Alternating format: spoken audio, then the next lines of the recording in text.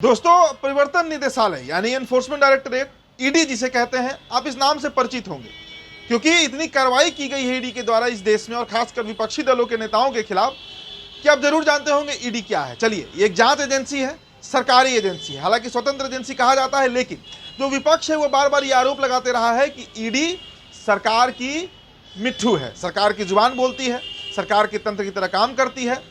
लेकिन अब इस पर न्यायालय का हस्तक्षेप हुआ है, यानी जो हमारा जुडिशियल सिस्टम है, जो हमारे कोर्ट हैं, उनके द्वारा इन्फोर्समेंट डायरेक्टरेट पर, ईडी पर न सिर्फ हड़काया गया है बल्कि जुर्माना भी लगाया गया है। 1 लाख रुपए का जुर्माना ईडी पर लगाया गया है। देखिए दोस्तों, खबर महाराष्ट्र से है, लेकिन ये बड़ी खबर है और इसका असर पूरे देश पर पड़ने वाला है।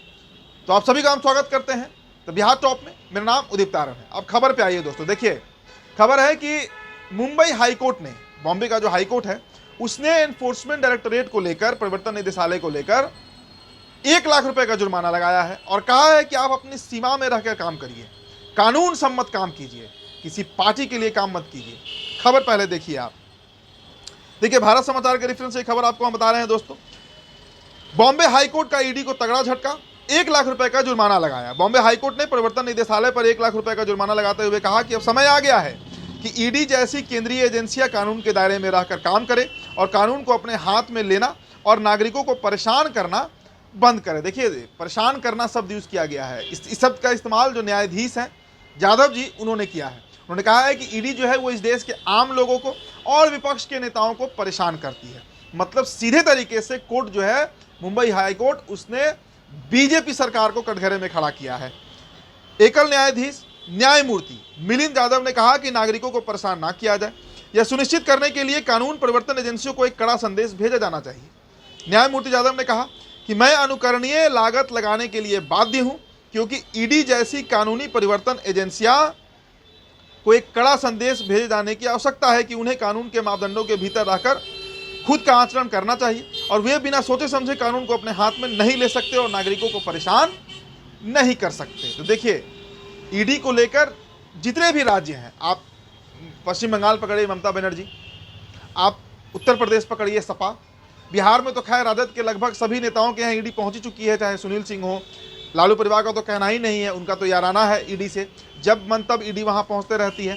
अभी हाल के दिनों में दोस्तों देखिए, लोजपा रामविलास के जो पार्लियामेंट्री बोर्ड के अध्यक्ष हैं हुलास पांडे, उन पर भी एक सरकारी एजेंसी का छापा पड़ा था, उनके कई आवासों पर, बेंगलोर से लेकर पटना।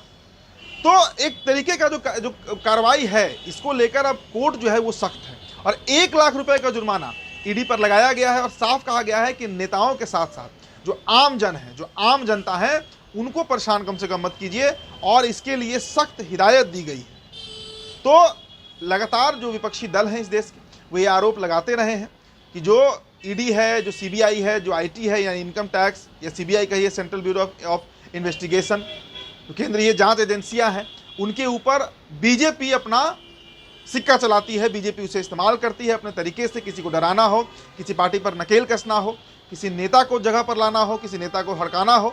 तो इन सभी के लिए सबसे जो आसान माध्यम है वो यही सरकारी एजेंसियां होती हैं। तो अब ईडी के ऊपर देखिए, हाईकोर्ट ने टिप्पणी की है और 1 लाख रुपए का जुर्माना अब ईडी को भरना पड़ेगा।